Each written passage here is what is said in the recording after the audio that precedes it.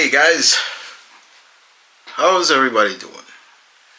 It is good to be back, and today we are here to do comic review. DC. I know you guys have been asking, when's DC books coming or something like that, and I kept telling you guys. I tell you all the time, guys. I don't collect a lot of DC anymore in single issues. Mostly my DC now is in trade. But I started looking at what I will be maybe getting back in DC trade. But in the meantime, I got 3 books to cover for you guys today. So I hope you guys enjoy. Let's get to it. So what we're going to do is we're going to talk about 3 books under the new regime of DC. But first we're going to start off with the book, the Allin Special. Okay, let's start off with this bad boy. And everybody who worked on this was good. This was very good. I enjoyed it very much. I liked the concept of it. On the first half of the book, this really felt like Justice League Unlimited, the animated series of recruiting a lot of the DC heroes into this new regime of the Justice League, which is called Justice League Unlimited. So it's really cool to see that. I do like that Superman personally goes out to ask Booster Gold to come into the league, and you're seeing all the different heroes getting these cards and things like that, saying welcome to the league. You got Mr. Terrific basically explaining everything and how the satellite works, and what these cards mean for everybody is great. And then all of a sudden it hits the fan big time. Darkseid attacks, but he's different. He's major differently, and it turns out because Darkseid has merged with the Spectre, and so he has the power of the Spectre in him. But however, the heroes are able to triumph over Darkseid in some manner, but the way Darkseid goes about it is he is thanking them, which is interesting, and we see why. Now you flip it over to the other side, they explain the whole concept of how Darkseid got to the point in the first story, but basically the bottom line, this is the book that explains how the absolute universe was born and things like that. So, but outside of that, this was really, really solid, fun. I enjoyed it very much. Everybody who worked on the artwork was great. I believe there was a lot of I saw Dan Mora's artwork in there. It was great. When you see what Darkseid did to accomplish what he needed to do, it's really, part of my language, it's really fucked up. And it's almost to the point out of Darkseid's MO. Like the shit that Darkseid pulls, you're like, whoa, okay. But this was really good. Solid book, solid. If you haven't read the special, I do recommend it. And so, yes, then we move on to the first book. Now, these are the only DC books that I got this week.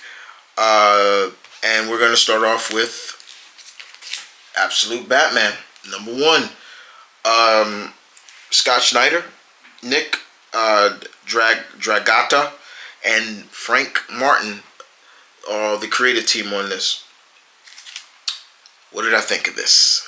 This was good. This was good. Very good start. I very much enjoyed this. Yeah, Swole Batman. Yeah, let's not make it very clear. This is Swole Batman. This motherfucker keeps himself in tip-top shape.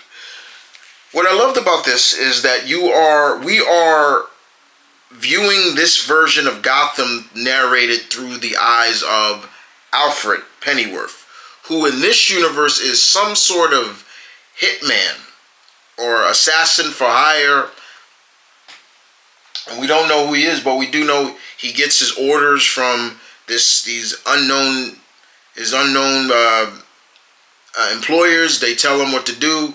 And in this, there's a group of individuals called the Party Animals that are going around and they're just torturing Gotham, killing, maiming, killing people and tying them up to cars and all this. So what is going on? What is the concept of this, and what does this bring? How is it different? Well, first and foremost, one of the big differences, yes, this Batman is a working Batman. He's a working class Batman. He works construction. He's also but he also is a genius, and he explains that too. And what's even cooler, what's even very interesting, and it makes me wonder how far they're going to go with this. Batman in this, Bruce, some of his closest friends are some of his greatest rogue members. We see Waylon Jones, aka Croc. He grew up with Croc. He grew up with Selena Kyle. He grew up with Harvey Dent. You see them as kids all together. We get a glimpse of how everything turned him into Batman in this. And what's really interesting, it has everything to do with Thomas Wayne. What I will say, I don't want to spoil too much, but what I will say is Thomas Wayne and Martha Wayne in this are working class as well. Thomas Wayne in this is a teacher. Martha Wayne is a social worker. And we see what happens to make Bruce become who he is. But like I said, it all focuses around Alfred. And Alfred in this he's no joke. But he's a seasoned vet. He doesn't get along too much with his daughter. She wants nothing to do with him. And when we finally get to see Bruce in costume, it's really cool to see, especially when the militia group that I said are attacking City Hall. They attack Mayor Jim Gordon. Jim Gordon is the mayor in this. His daughter Barbara is a cop, and she's black in this. And Bruce, everything about this suit is done for a reason. That's one thing I will say. Everything about this suit is done for a reason, and it works. Everything, even his cape, in a sense, it works. The way he uses it, as a weapon and as a means of fighting his opponent was perfect. It was brutal too. Like, you see a lot of things there that just give you that. And of course, his meeting with Alfred goes even further.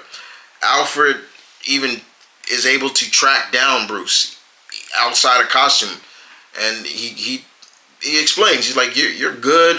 Why are you doing this?" And he's trying to figure Bruce out. Like, you don't leave a lot of trail, but Alfred is a seasoned vet, and he can figure that out. But I really enjoyed this, and they even talk about a certain somebody assignment that Alfred was supposed to be on, but somebody else took it, the Joker.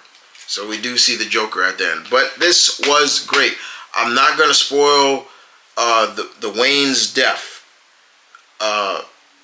because I will say this: only one Wayne died. Only one. The other one is alive. Who that is, I'm not going to spoil. But I really enjoyed that. This was great. This was really good. A good start. I cannot wait to read the next issue. And I'm looking forward to reading Absolute Wonder Woman and Absolute Superman. That was damn near perfect. I enjoyed that. And last but not least, we are going to Green Lantern Civil War Special. This was a one-shot special that is written by I'm trying to remember, Philip Johnson. I don't want to.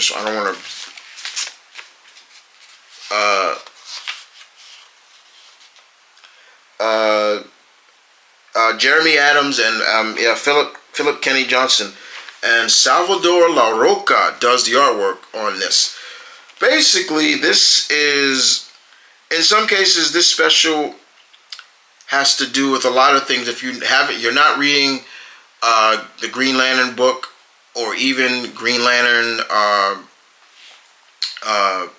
War Journal, you might be a little lost. But basically, the concept is simple. The Green Lantern Corps are pretty much not run by the Guardians anymore. And a lot of that is because of this certain someone. I'm not going to spoil who it is. And there's a bits of things that the Lantern Corps are trying to explain to people.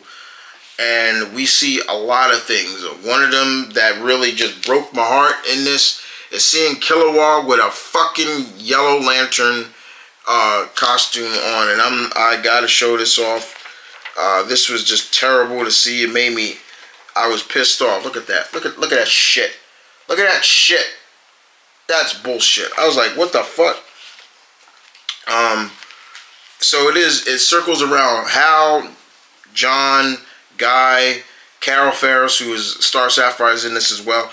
And we get a great Alan Scott. So they give some respect to the original Green Lantern in this as well. The new owner, the new leaders of the Lantern Corps want to get the Star Heart from Alan Scott. Where his power source comes from, and it's really cool. There's some tips and turns, twists and turns, and that ending in this, give me a break. What is coming and who? It just really kind of irritated me as well reading this, but I enjoyed it very much. And Salvador Larroca's artwork was really good. I mean, there's some artwork that I really enjoyed. This, for example, like I said, I showed you the Kilowog stuff, but even before Kilowog, like look at that, look at this great image of John Stewart and his sister. Yeah, that's his sister. You have to read war journals to understand what's going on. But this was fun. If you are reading Green Lantern, tell me what you think about this. If you read it, I enjoyed it very much. But like I said, seeing Green Lantern, I get a little sad because in this book, Kyle Rayner is not nowhere to be seen. That pisses me off. But outside of that, guys, I enjoyed it very much. I enjoyed it. It's just hard seeing Kilowog as a Yellow Lantern and a certain living planet with another cord is really, I'm just, that pissed me off. Anyway, guys, that is it. Those are 3 books from DC that I picked up. Well, I picked up 2 this week, and the other one came last week. But I like I said, guys, I do have some more DC that I will be checking out, and I will do like weekly reviews of them when I finish reading them. If I was to choose which book I enjoyed the most out of the 3 books I have, it's got to be Absolute Batman. This was great. This was really good. Very good. And just seeing that his uniform, his costume, it plays a big factor into being useful. And I applaud that and appreciate that, Mr. Snyder. That was fun. Well, guys, that's it. Hope you guys enjoyed. You guys tell me in the comment section below if you read any of these books. Please give your opinions on that. Please give me. Let's start making some comments. Talk. What's next? Well, next week I think I got a few books coming out. I know Tom Taylor's about to wrap up his Nightwing series run. So that's 118 of Nightwing. I'll be reading that. Mark Waid is doing Batman and Robin. Batman and Robin Year 1. Mark Waid, definitely checking that out. I think Wonder Woman comes out. All this stuff. A lot of titles that are coming back since Absolute Power is over. Will I read Absolute Power? Yes, when it comes out on trade. But outside of that, I hope you guys enjoyed. I will see you guys next time. Deuces.